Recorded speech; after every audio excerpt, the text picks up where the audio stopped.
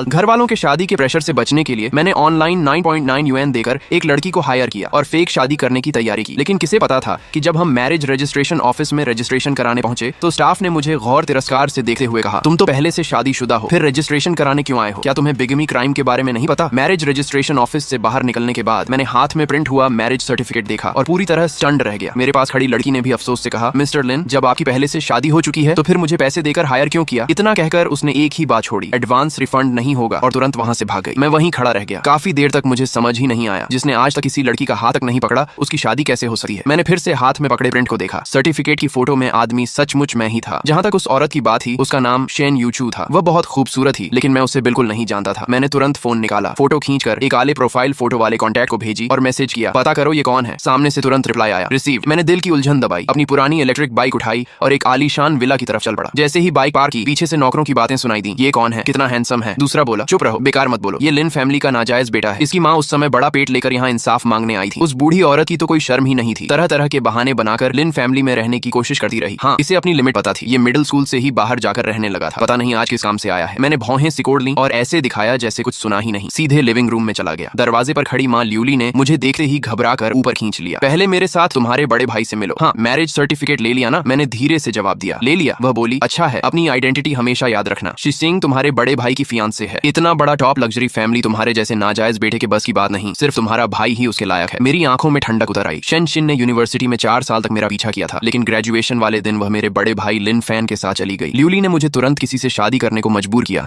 ताकि Shane Shin से मेरा रिश्ता हमेशा के लिए खत्म हो जाए। बचपन से लेकर आज तक जब भी मेरा और लिन फैन का कोई कॉन्फ्लिक्ट हुआ, उसने हमेशा मुझे बिना शर्त पीछे हटने को कहा। मैंने उसे ठंडी नजरों से देखा और कहा, तय हुआ था, ये आखिरी बार है। इस बार के बाद मैं तुम्हारा जन्म देने का एहसान चुका दूंगा। ल्यूली ने बेसब्री से कहा, ठीक है, पता है। हम लिन फान के कमरे में पहुंचे। उसने मुस्कुराकर कहा, तुम आ गए? मैं कुछ बोलता उससे पहले ल्यूली ने जवाब दे दिया, शाओ फान, लिंग यू ने आज शादी कर ली। लिन फान ने हैरानी जताते हुए कहा, सच? लड़की कैसी है? शेन शिंग से भी बेहतर। ल्यूली ने तुरंत हंसकर कहा, कैसे हो सकता है? पूरे हाईचेंग में मिस शेन से ऊंचे स्टेटस वाली लड़की मिलेगी ही नहीं। इसे कौन अच्छा फैमिली मिलेगा? कोई सड़क छाप आदमी होगा। लड़की को साथ लाने की भी हिम्मत नहीं हुई। डर था उसकी गरीब हालत तुम्हारी आंखों में चुभ जाएगी। लिन फान ने हल्की जलन के साथ कहा, ऐसा कैसे? लिंग यू इतना हैंडसम है, नहीं तो शेन शिन उसके पीछे 4 साल क्यों रहती? ल्यूली ने तिरस्कार से कहा, हैंडसम होने से क्या होता है? इसकी आइडेंटिटी ऐसी है कि पता नहीं कहां की कोई लड़की इससे शादी करने को तैयार हुई होगी। मिस सू भी इसे सिर्फ खिलौना समझकर कुछ दिन खेल लेगी। सिर्फ तुम हो, तुम्हारी आइडेंटिटी ही मिस सू के लायक है। फोटो वाली औरत का चेहरा और उसकी पर्सनैलिटी किसी सड़क छाप इंसान जैसी बिल्कुल नहीं लग रही थी, लेकिन मैंने बहस करना जरूरी नहीं समझा। तभी लिन फैन ने अपनी वॉच पहन ली और शूज पहनने लगा, लेकिन शर्ट ज्यादा टाइट होने की वजह से झुक नहीं पा रहा था। उसने मुस्कुराकर मेरी तरफ देखा। ल्यूली ने तुरंत मुझे धक्का दिया और बोली, निकम्मे, अभी तक अक्ल नहीं आई? तुम्हारा भाई झुक नहीं सका, जल्दी उसके शूज पहना दो। मैंने ठंडी आवाज में कहा, तुम खुद भी तो पहना सकती हो। ल्यूली गुस्से से चिल्लाई, ये कैसा एटीट्यूड है? क्या शादी कर लेने के बाद तुम्हारे पर निकल आए? आगे भी तुम्हें लिन फैमिली पर